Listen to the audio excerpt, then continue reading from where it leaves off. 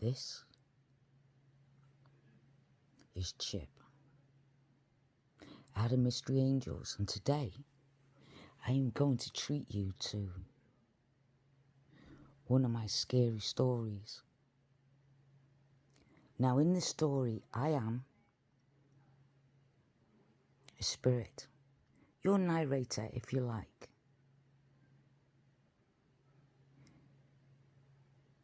So if you like this, please like, share and subscribe. Please leave comments down below if you like these stories, and I'll continue.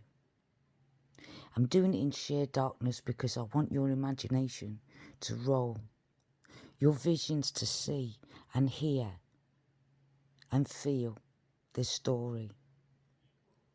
This is only for adults, and not just any adult, but adults who aren't scared of the truth, who aren't scared of facing their nightmares, their fears. If you're one of them that do, then don't listen. Because I am not going to pamper nor stop. So we start with you sitting back and relaxing.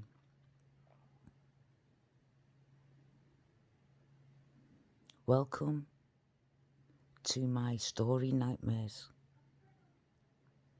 podcast.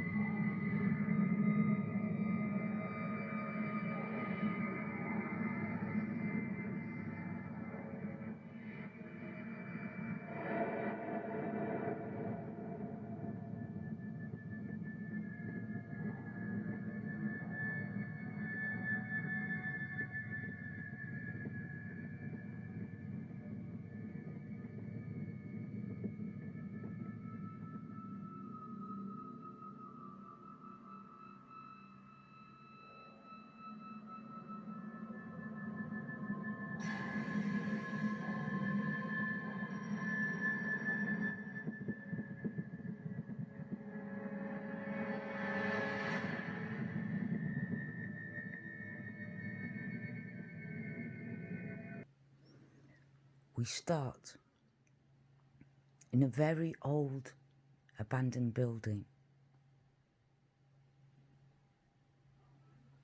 Two young owners that inherited this building wants me to go in and investigate. Who am I? I am your narrator for this story, but also part of your story.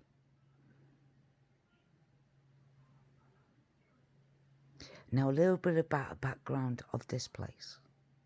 They want to make this into a hotel, a really good business. A bed and breakfast. But there's only one thing stopping them doing that. The hauntings.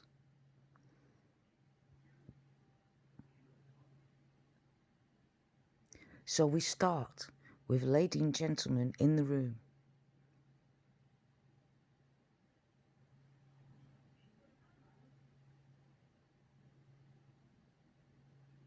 This couple, Jenny and George, had a great aunt Margaret. She was from Scotland and moved up to America.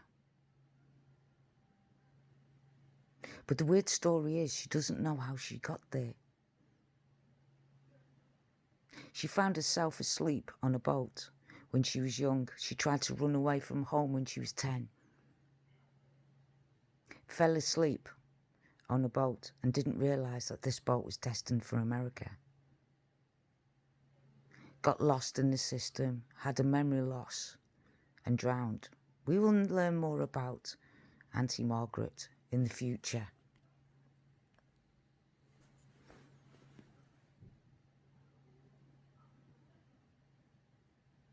So when Auntie Margaret had this old building,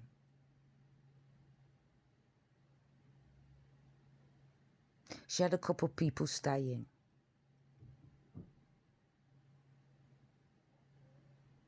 We take you into the room of these couples right now.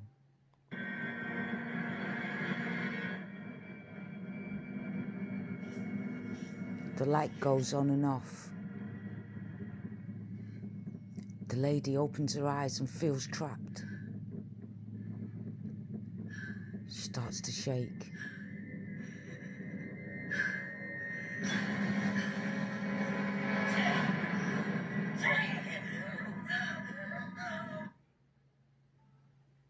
She wakes her partner up, scared. She can't breathe. She's shaking. Her partner comforts her.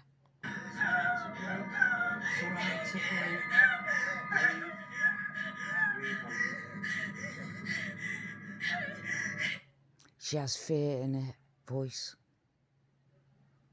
Jake sees and looks and thinks, oh my God, what am I going to do?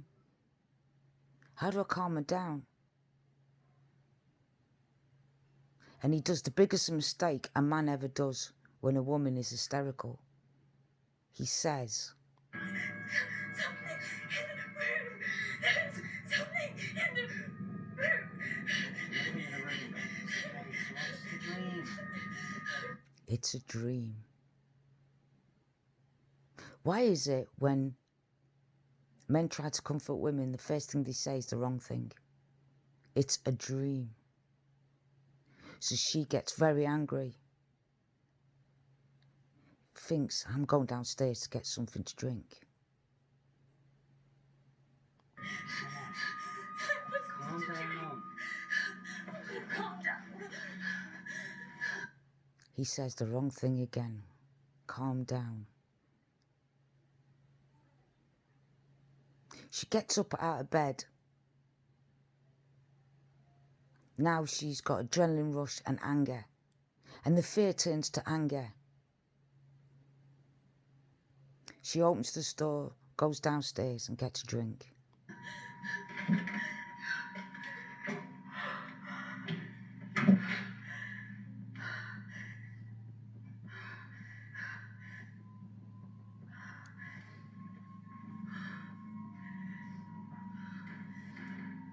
Laura.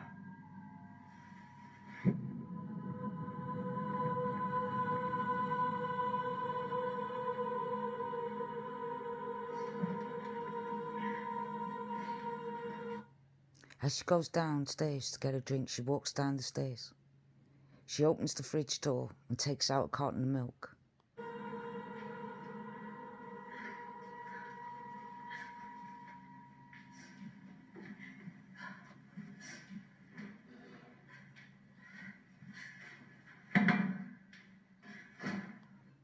She lays the glass on the table, opens the fridge door. What do you think she sees?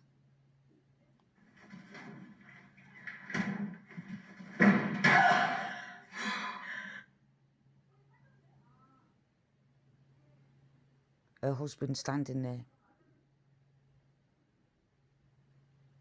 She doesn't remember him coming down with her or hearing him call her name, but there he is standing there. And he says, I'm sorry, babe.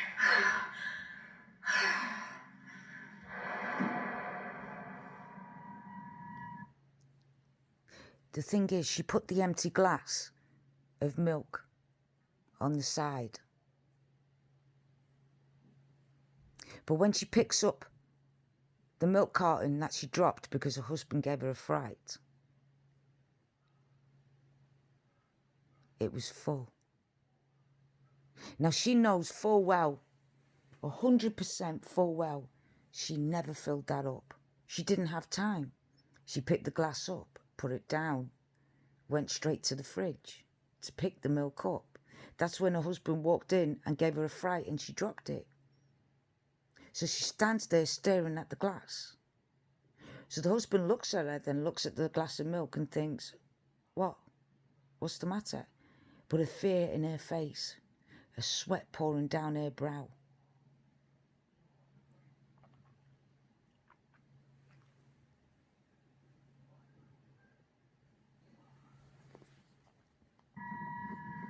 What's wrong?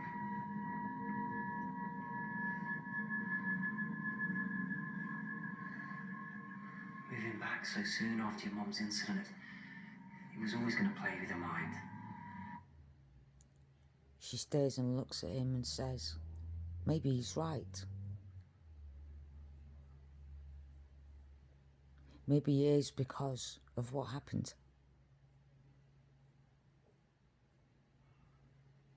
With my mum. So she shrugs it off. But in her heart, she believes something different. But she tries to take her mind off it. Oh, you're acting really weird.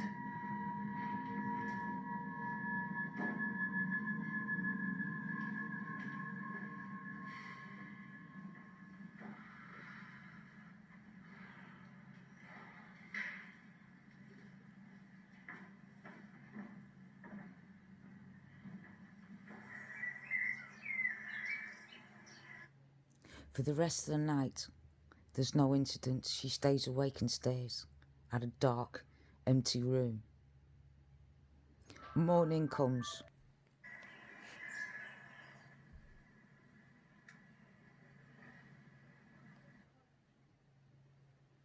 When morning comes, she gets up. She sits in front of the mirror. She starts ironing tongs her hair with curling iron. She's brushing it down. She's looking through the mirror and sees her husband in the back.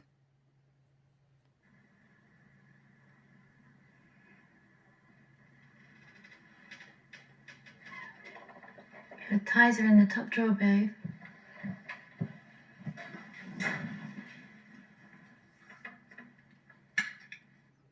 She hears his footsteps.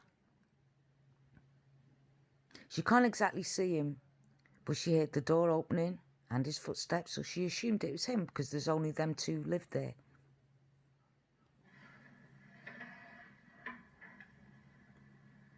The floors creak.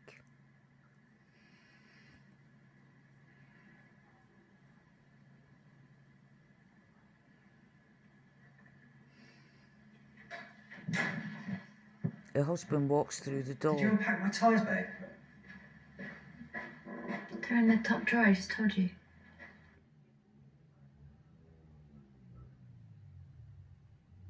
She looks and thinks, wait a minute. I just told you. That doesn't make sense. You opened the door, walked through. No, you didn't.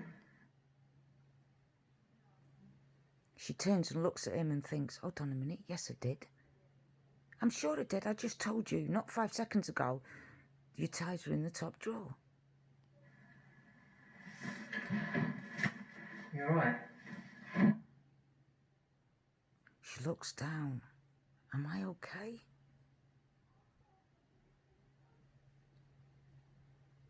I just had the frightening time of my life all night, but yes, I'm okay.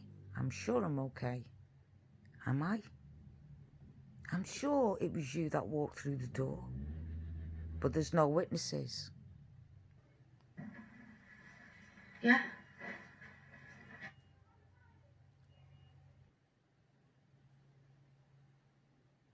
So he gets ready for work as he's starting a new job in the area. She wants to go out for a walk, so she gets her jacket on and her coat, and they meet by the car.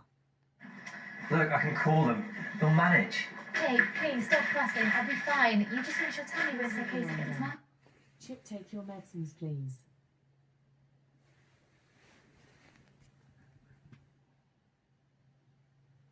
Tim. It's too tight. Sorry. Try and enjoy today, all right? Give us a kiss. Come on, you'll be late.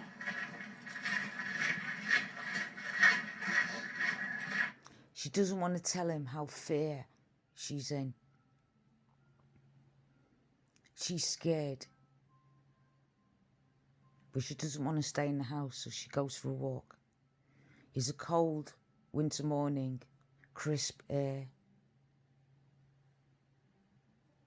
But she thinks the walk will warm her up, because outside was hotter than inside, in that cold, dark place.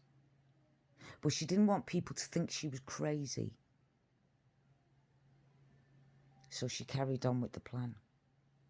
Somewhere not to keep herself in the house alone.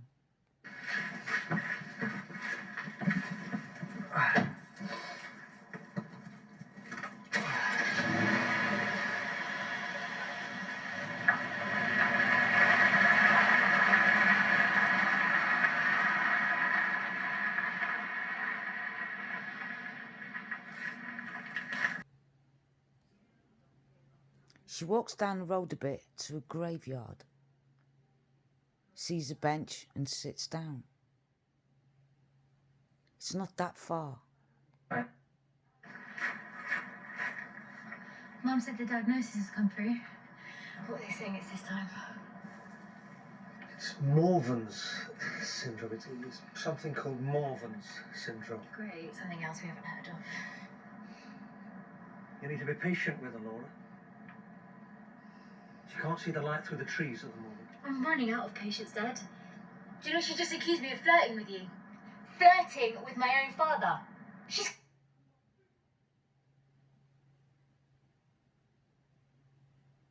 Then she stops. She's got to remember that her mum is flirting with the idea of something so sick that the daughter nor her husband, the father, can comprehend. But this is a disease where it gets you confused, misunderstood, not understanding things, aggressive. Literally, the word sick in the mind is definitely there. She looks around the graveyard, turns back to her father. Crazy! Delusions, they're just symptoms. It's not the woman that we know. I can't tell what's the illness and what's my mum anymore. She's so changeable. And the way she talks to you is disgusting.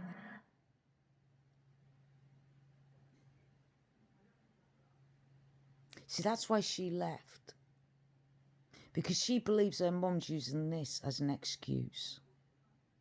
It's got to be. She's never been a kind woman in the first place.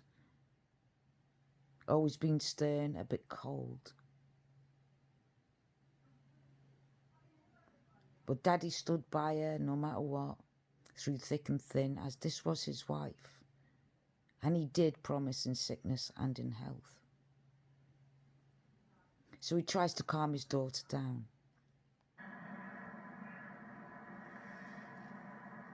This is a good thing.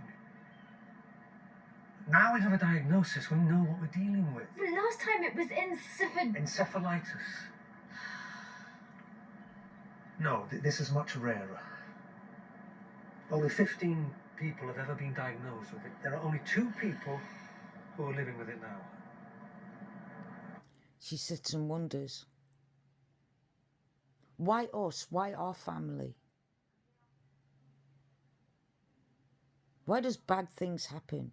See, ever since she was a kid, she felt she was cursed. Felt a sense of something or someone around her, pressuring down on her life, making it difficult or nearly impossible to do anything a normal person would do. And your mother is one of them. We're all living with it. Of visionary and auditory hallucinations, night sweats, insomnia, angry outbursts. And as she says that, she thinks, that's what happened to me. Oh my God, what if I've got this as well and it's hereditary, but I'm getting it when I'm young? She all of a sudden had this wave of sickness in her stomach. Over her head. It turned inside. She went pale, looked, and then shrugged it off as quickly as she could because the idea of her having the same disease as her mother repulsed her. She denies the idea of this disease doing this. So to have it herself would be criminal, cruel. So she shrugs it off as quickly as she can. I know she is, but you still love her.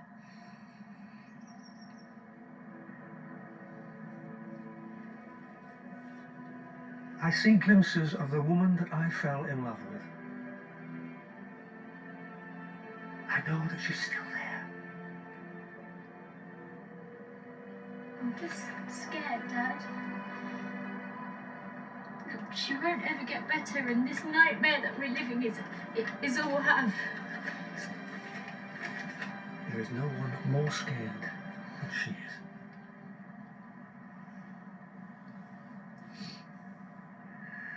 She's even too terrified to sleep. Last night, there was screaming in her room. There was someone there. She took a deep breath. Her heart started pounding. She started shaking. Everything that she heard was also what her mother heard. What is this? What could this be? I heard the same thing as my mother. We both heard the screams, yet we live miles away from each other. It's impossible, isn't it? They wanted to slash her wrists with razors. The look on her face. I've never seen such fear. I just wish she'd get out of the house just once. It's been months. You see, this is a safe place. It gives her a purpose. It's the only thing that she can control. It's not the house that she's controlling. It's you. As she's about to say, it's you, she gets to stop and thinks what she has done to her husband. How she felt confused, scared. And he turned round trying to comfort her, and instead she bit his head off. Not literally. It isn't this kind of story.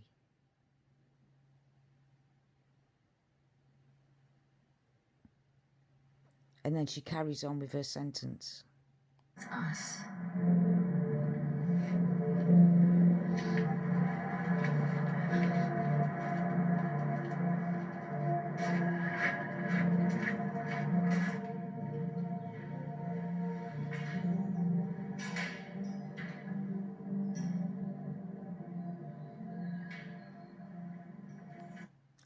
She walks through the door of the house. It's empty, just her in it. She takes her coat and hat off. She stands in the middle of the room and stares.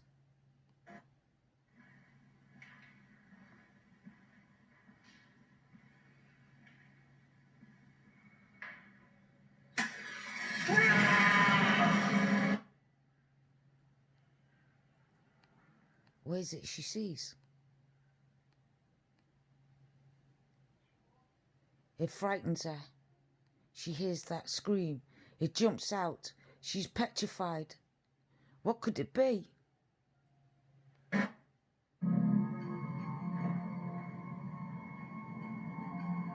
She walks up the stairs. It's dark.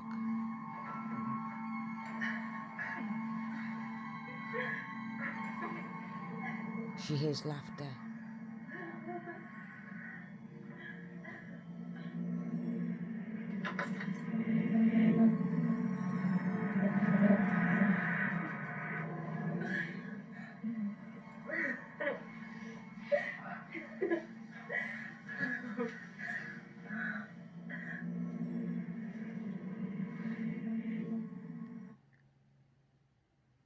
She can't find the light switch. None of the lights are working. Is it the bulbs? Is it the electric? What is it? But she can hear this laughing and this talking in the background. But she's too scared to move. She stands still.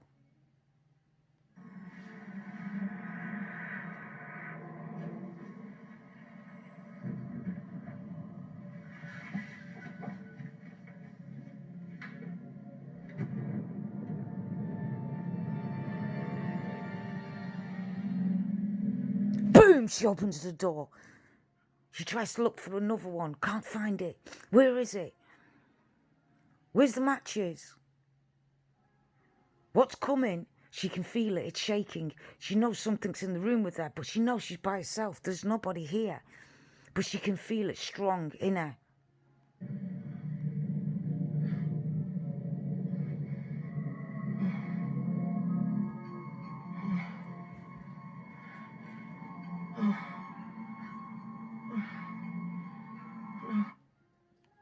She starts hearing a noise. Then all of a sudden,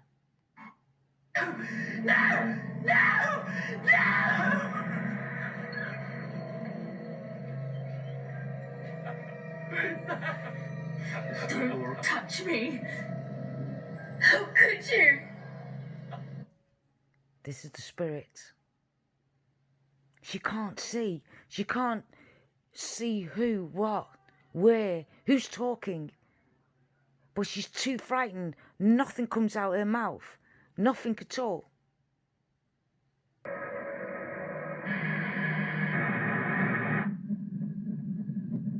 She has flashes. A man with an axe pulling another man. The lights come on and off, and it keeps flashing, and all she sees is the axe and the man with the axe. Blood everywhere, and then goes black again. Then she sees another flash of him dragging. She can't move, she can't scream, she can't say anything. She's stuck. Her body's shaking so much, she can't hardly breathe. She's ready to pass out.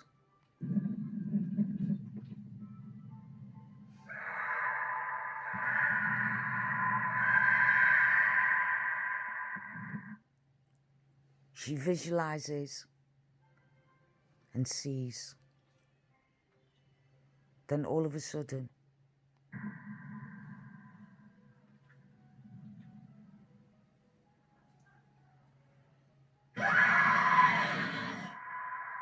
it comes, the inner demon.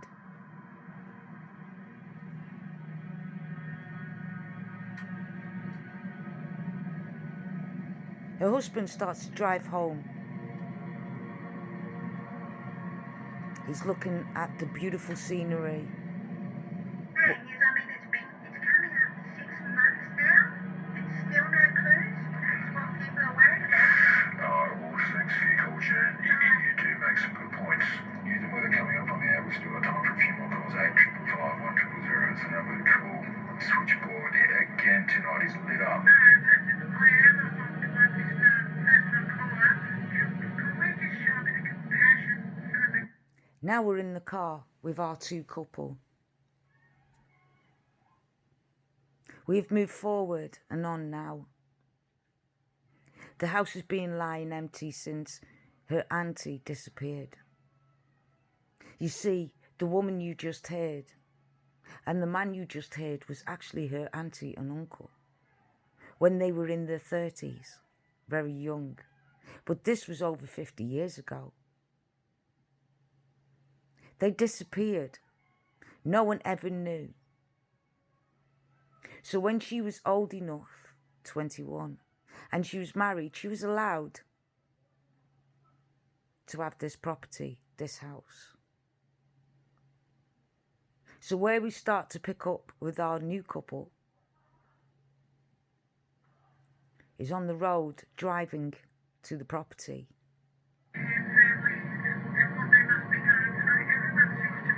Absolutely.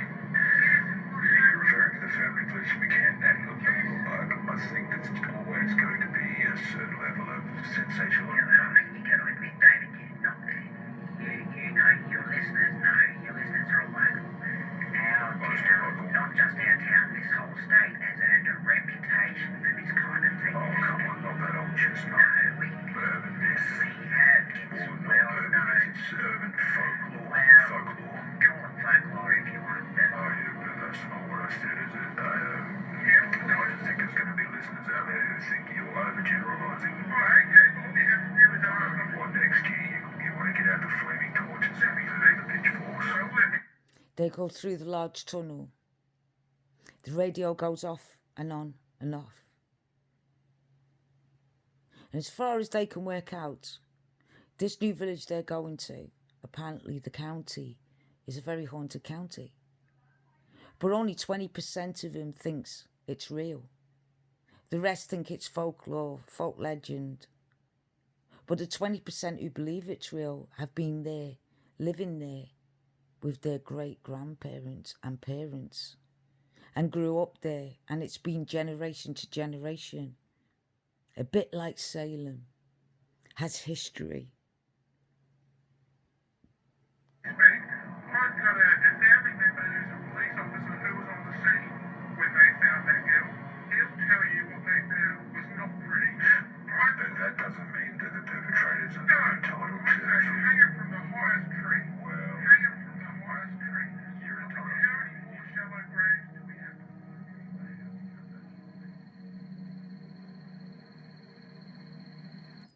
When they arrive, it's midnight. It's dark, cold. The moon's out and it's full, but there's clouds, a shadow. It makes the moon look hazy, hardly be able to see anything. They've been driving all day, exhausted.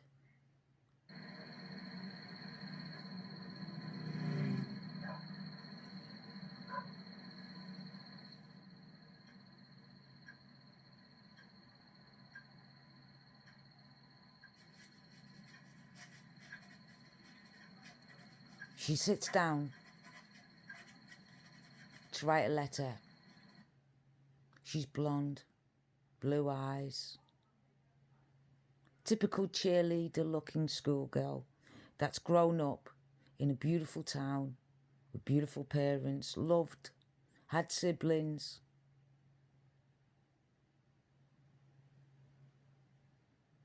Sitting, writing, getting ready.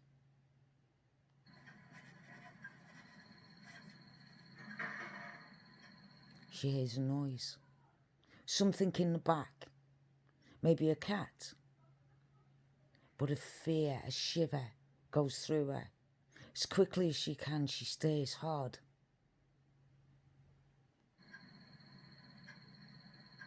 All she can hear is the noise of the crickets. The bang, the shuffle, and the clock ticking in the background. And as the clock ticks in the background, her heart pounds harder and harder.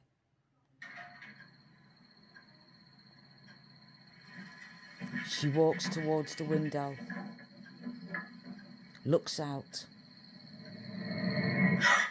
Maddie.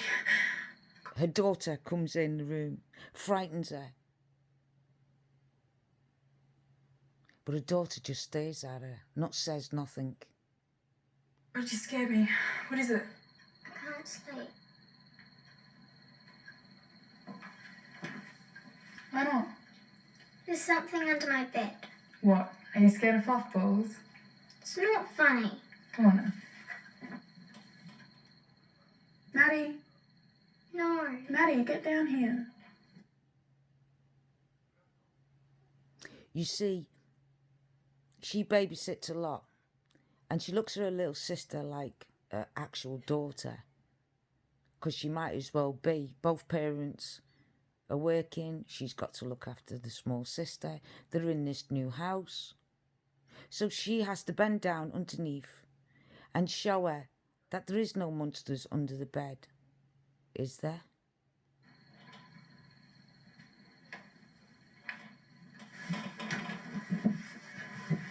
So the girl bends down, takes a look. See? Nothing there. Come on, back to bed.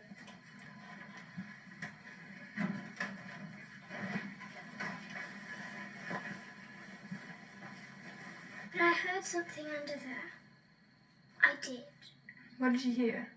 Funny noise like this. They might come back, Sam. If they do, just yell out and I'll deal with it. How? I'm your sister, Maddie. I would never let anyone hurt you.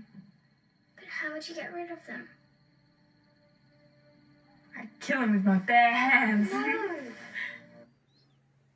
That frightened her. She was a bit scared. But she said goodnight. She slid under the covers and wondered, is it true? And slowly she fell asleep.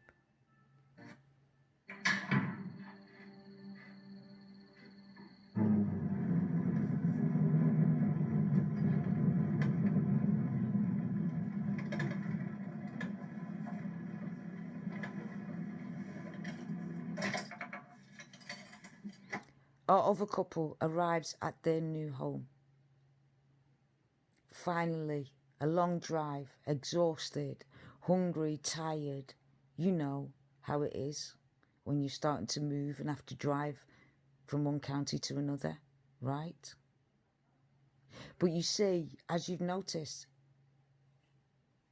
they've got UK accents. That's right. In America. A totally different world.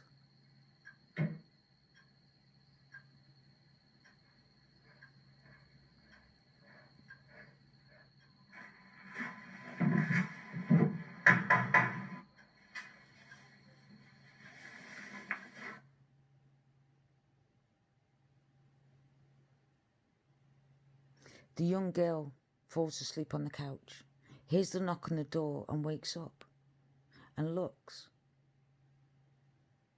Hold on a minute, this can't be Mum and Dad, surely. Mum and Dad would have the key, wouldn't they? She goes to the door, sees a shadow.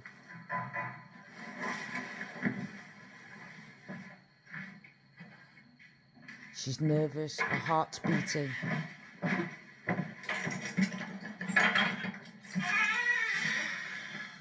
Sorry to bother you, but my car's broken down. Could I use your phone? Don't you have a mobile? Battery's flat. It's just not my night. She looks and's not sure, but hey, she's a woman, right? If it was a man, maybe she would have been scared. But she sees and looks and thinks, well, she's a woman. What harm could possibly come to me? Because everyone knows, right, that women don't harm, kill or murder. Or so we're taught. But whether that's true or not is what we've got to find out. Sorry, I can't let you in. It'll just take a minute. Can you wait for my mum? She'll be home any minute now. Sam? Who is it?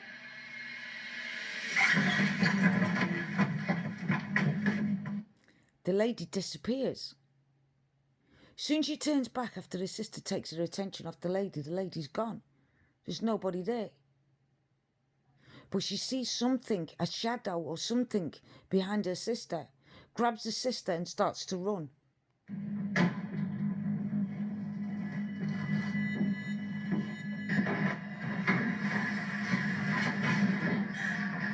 She sees a guy with long hair. Looks like dirt all over his face, like he's almost been digging in coal and the heat, and it's burnt onto his skin. He has a BO odour about him, longish hair. He must have got through the back door. He was sitting at the kitchen table. She grabs her sister and runs. Where are the keys? Oh God.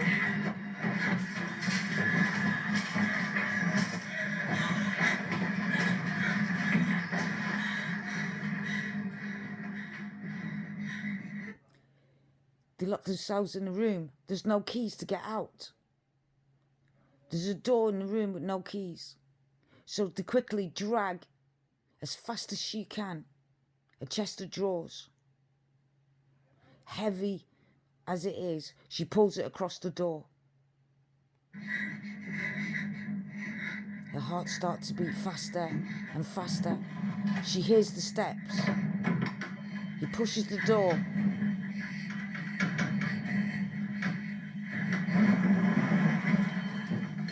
He gets strong.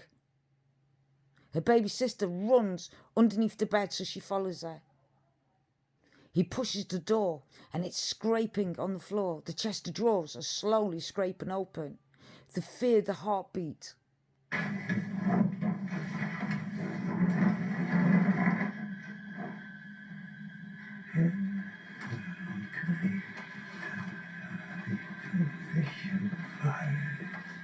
They hear the man walking closer. They see his shadow. They hear his voice. He starts mumbling something, but they can't quite get what this mumbling is. So they check it. They listen. They try and take a deep breath and hold it because they don't want to make a sound.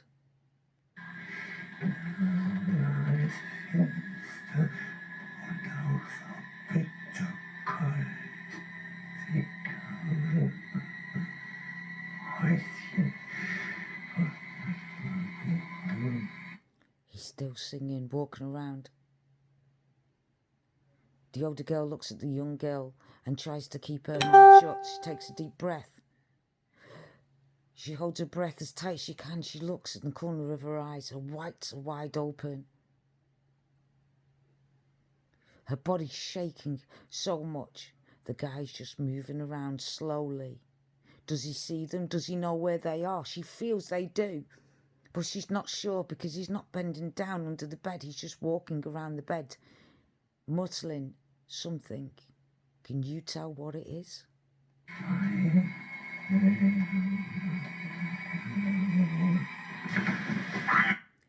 He says, my name is Harold. Then goes straight for the girls and grabs them.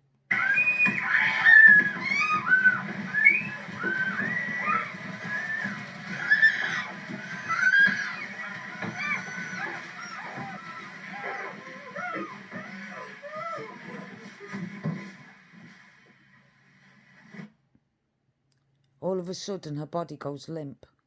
She blacks out.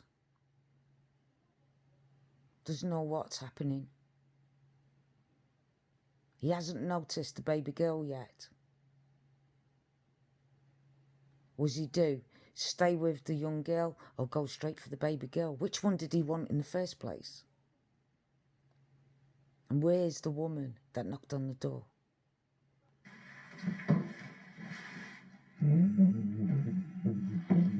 He puts her body down, walks towards the baby.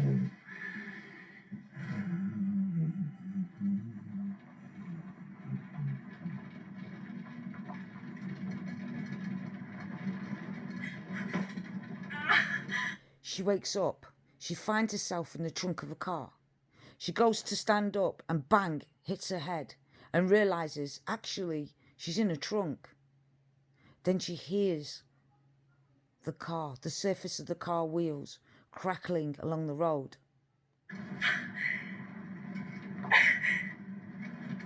She struggles to get out.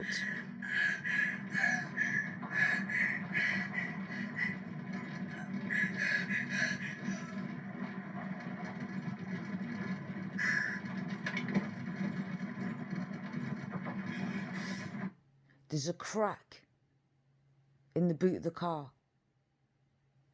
It looks like an old rusted car, and there's a crack, so she looks up, and what she can see is daylight. So she knows that when she went, it was dark, midnight, and now it's daylight.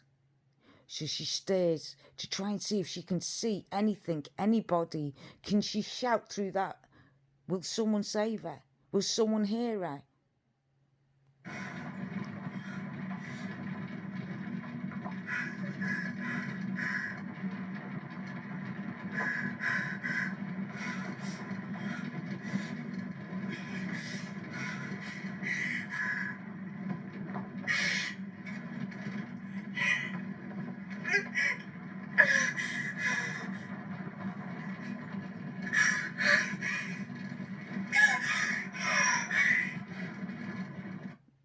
Now, shall I be cruel and leave you there? Or should I carry on? I'll give you a minute to think about this. And in that minute, you can go to the toilet. Off you go. And I will decide whether to carry this on or just stop it here. Here in the boot of the car, been kidnapped. Where's her baby sister? Did her parents come home and see? I don't know. Do you really want to know? Do you want this to really continue, or should I just stop? Switch off and let you decide what happens to the end. Okay. I can hear. Let's carry on and continue, shall we?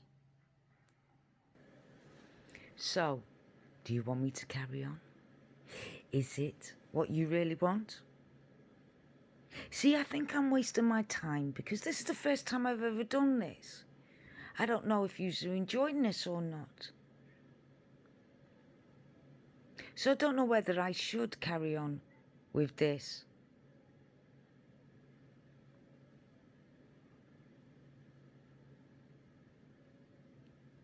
Okay. Are you cuddling up? Are you with your teddy bears? Are you warm and snuggled with your partners?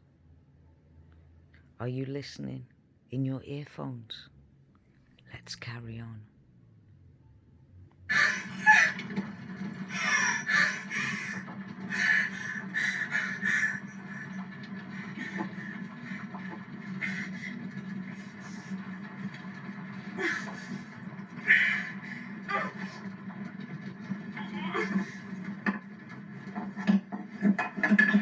She tries to feel something for a boot. She feels something metal. She's going to try and reach over, but her hands are tied. Her legs are tied and she's moving, squirming, to try and just get that little leverage to be able to lift her arms up to grab it.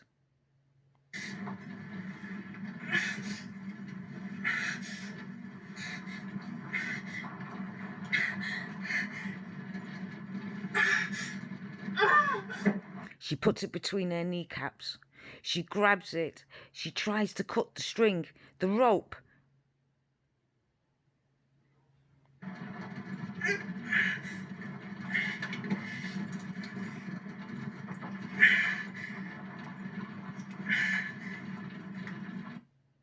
She manages to get the rope off, but now she's bound also.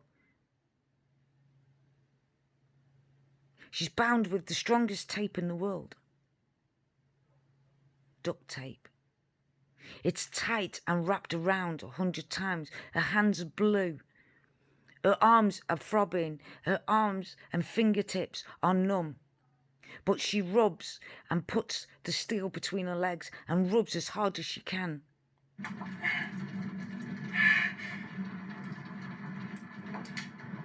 She managed to escape. She pulls them off. She grabs hold of that steel crowbar and holds on tight.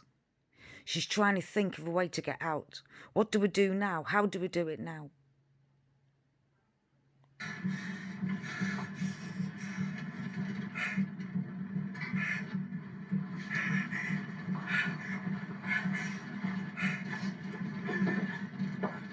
She feels the car slowing down. She starts to panic because she knows if the car's slowing down, it means he's coming. Or she's coming. Or are they both coming? Because she remembers the woman at the front door.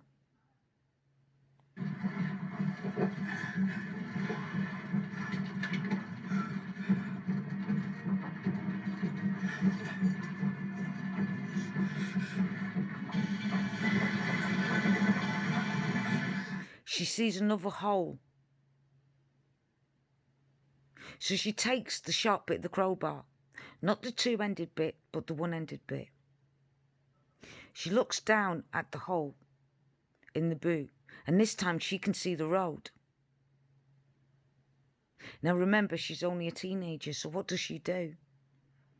She actually puts the crowbar down onto the floor. And as the car's going fast and the road's going, she's sparking, she's sharpening the crowbar. It's really strong and shaking her body because her arms are numb and hurting and sore. She's got a banging headache with the fact that she banged her head. But she puts the crowbar between her hands and holds really tight as the car travels and as the crowbar runs and crushes across the road. She sharpens it.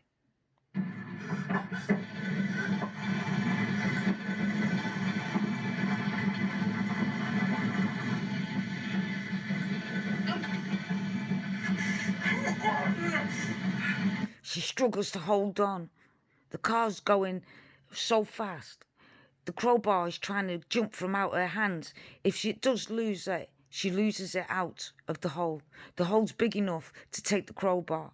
She can feel the road trying to drag the crowbar from her soft, broken hands. But she carries on holding tight.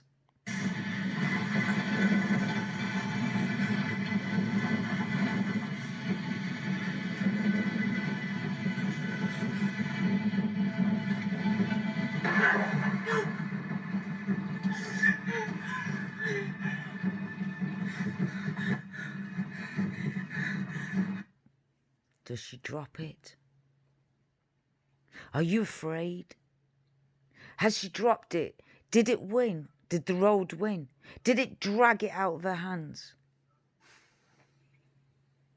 No, it didn't. Our brave young girl actually grabs it back in. It's warm and hot because it's been rubbing, but it's very sharp. It's the sharpest she could get it. She lies back ready and waiting for the car to stop.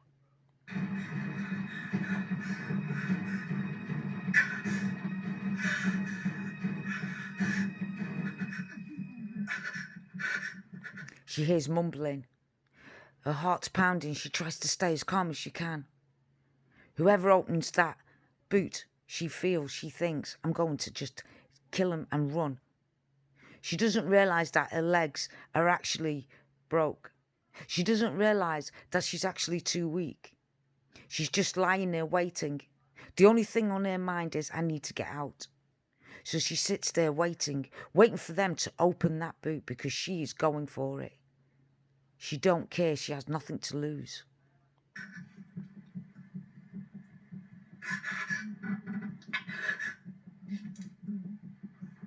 They're walking round the car. She can hear him coming close to the boot. They get out, they walk around. Here it comes. They open the boot, she stabs him. Get her! He shouts, get her.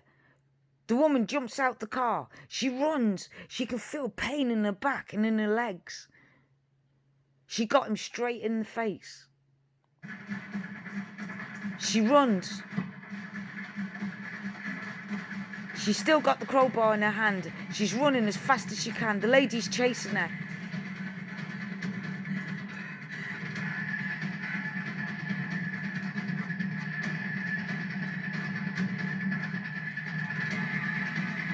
She feels her youth is on her side. She runs into woods.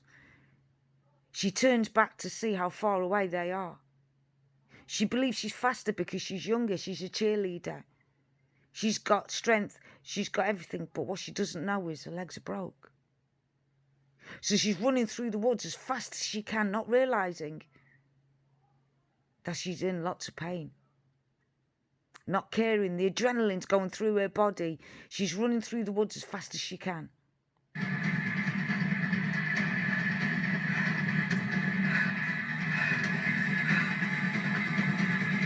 She turns left, right, left, right. She turns up, down, hoping that she doesn't slip on anything, hoping that there isn't a route. An evil route comes up out the ground.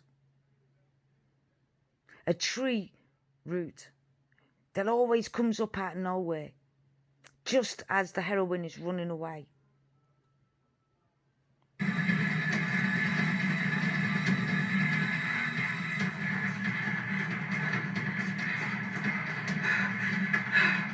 She's running faster and faster.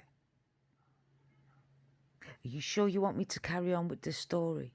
Are you sure it's not too scary for you? Are you sure? I can't hear you. Want to shout a bit louder? Would you like me to carry on, or should I leave it here? After all, it is 56 minutes. Okay. Here we go. We're back in the woods with our heroine, ready to run. Let's go. Does she escape this? You have to listen.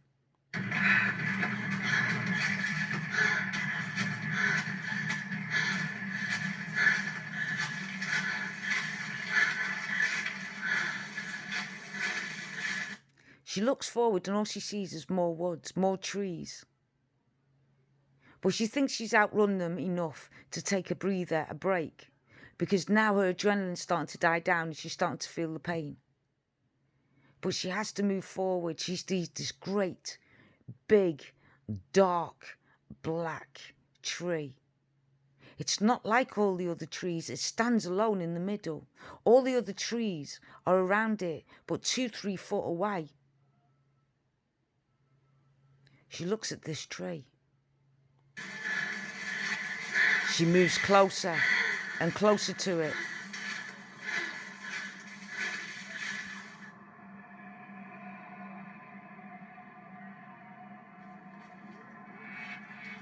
The lady is walking right behind her, looking. She's chasing her. She stops and stares to see if she can hear her. Maybe the girl fell. So the bad lady is looking around. She's listening quietly to hear if she can hear heavy breathing or crying or weeping even. Because she knows she's outrun. There's no way a middle-aged lady can outrun a young cheerleader. So she listens, tries to use her skill and her mental skill.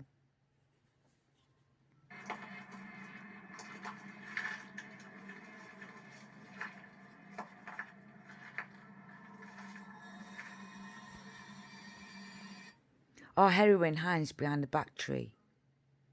The lady can't hear anything. Then all of a sudden, she turns. Our heroine stabs her. The lady goes down and everything goes blank. Our heroine looks at her.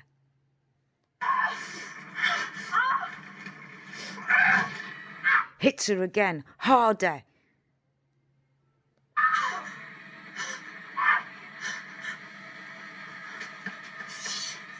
Then she runs off. The lady's on the floor, crying, got her hands in her head split open, there's blood everywhere. The heroine's run off. She takes a look. She says a naughty word.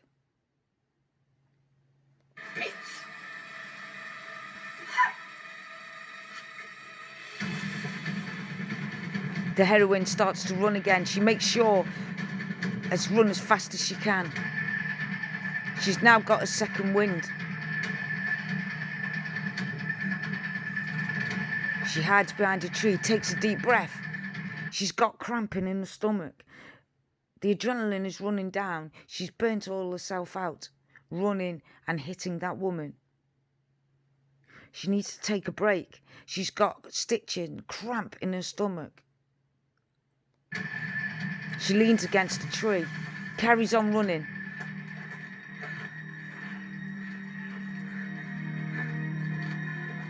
She's getting weaker.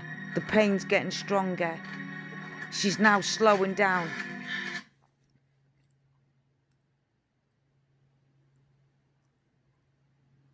She's now slowing down. All the adrenaline's coming off her. There's hardly anything left.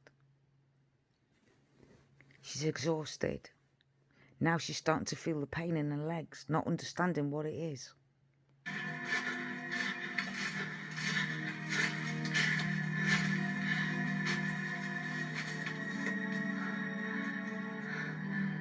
She looks to see. Now the adrenaline has gone down. She starts to feel her head and there's blood. She wipes her head and looks down onto her hands and sees blood. She starts to realise the injuries. She looks at her hands and her arms where they've been tied so tight that her wrists have been damaged. She looks at her legs and sees that where he's tied her ankles, the ankle is sticking out and really swollen and painful. Then she starts to breathe heavy because she knows, I'm injured badly.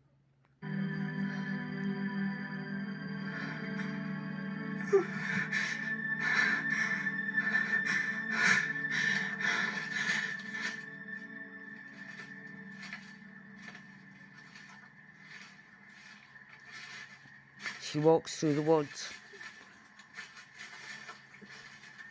It looks like she's been stabbed. She holds herself.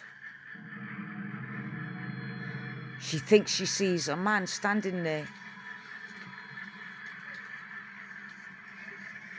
The same man that was just by the car.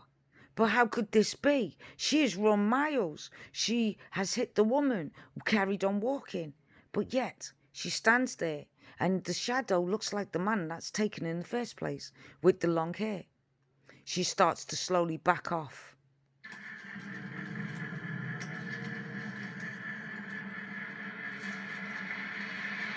He turns and looks at her. She can't believe it. There's no way this man could be in front of her right now. He got stabbed in the head. Where's the blood? But sure enough, this is the guy.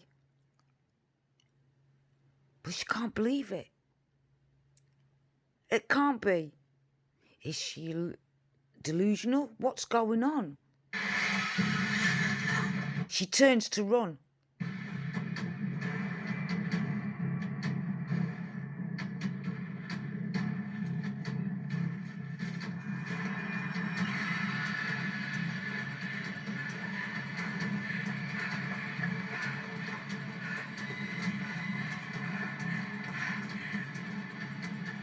She's running as fast as she can.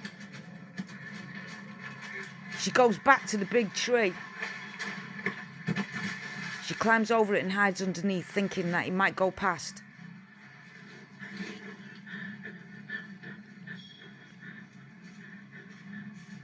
She's trying not to breathe heavy. Here he comes. He stands in the middle, walks past.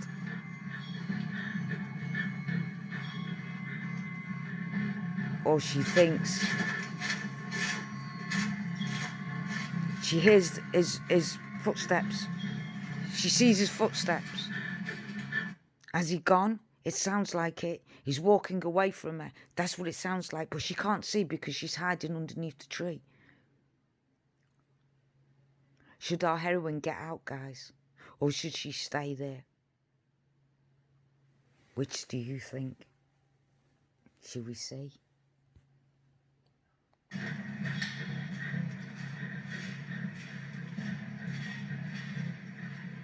She waits till she can't hear the footsteps no more.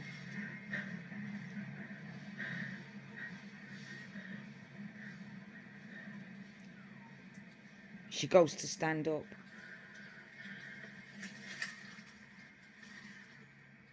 She looks over, can't see him. She gets up to run away as fast as she can.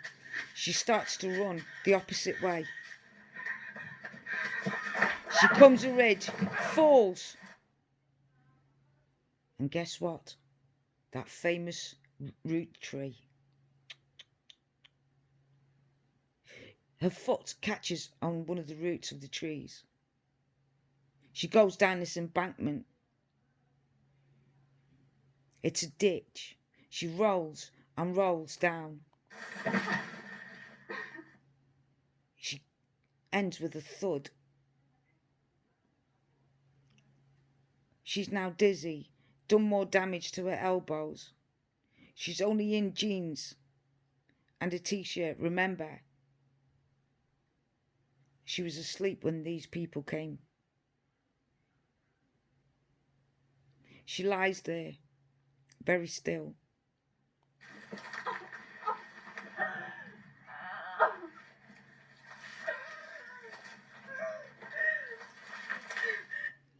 She can't hardly get up. She's in so much pain. She's exhausted.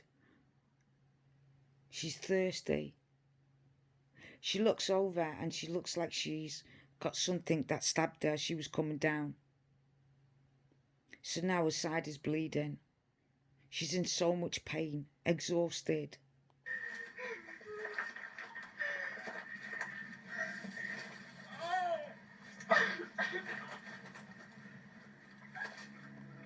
She looks at her stomach and there's a piece of wood stuck straight through it. It's the biggest splinter I have ever seen. She tries to pull it out, but it's so painful.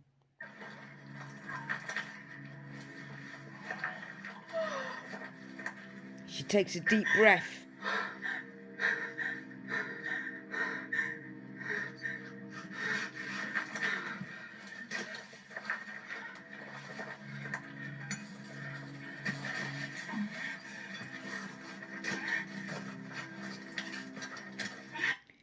She eventually pulls it out and then sees that actually it's not a piece of wood, it's her crowbar. She must have rolled on it as she was going down and it stuck into her. So she pulls it out and uses it as leverage to try and climb the ditch to get back up.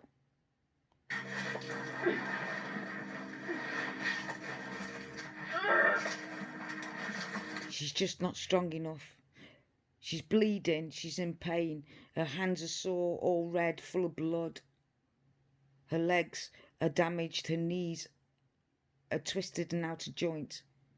She's got a wound, a stab wound in her stomach.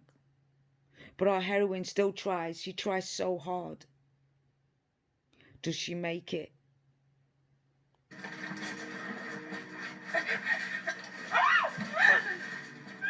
She gets halfway to the top, thinks, I'm going back to do it, and then falls.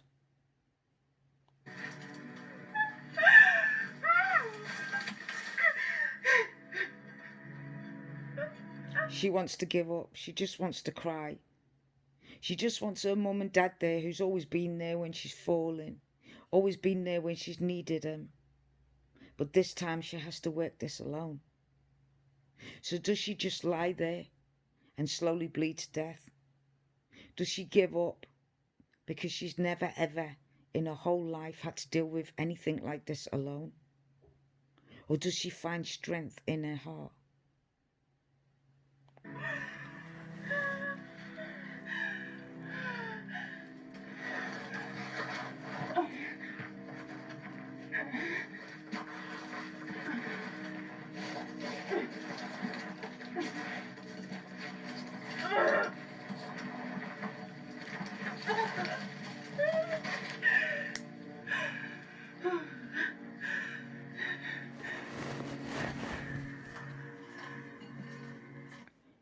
She tries again and fails. Then she looks up to see to try again for the third time, because this time she said she's going to do it, but then hears a noise. She actually hears footsteps, so she stops and listens.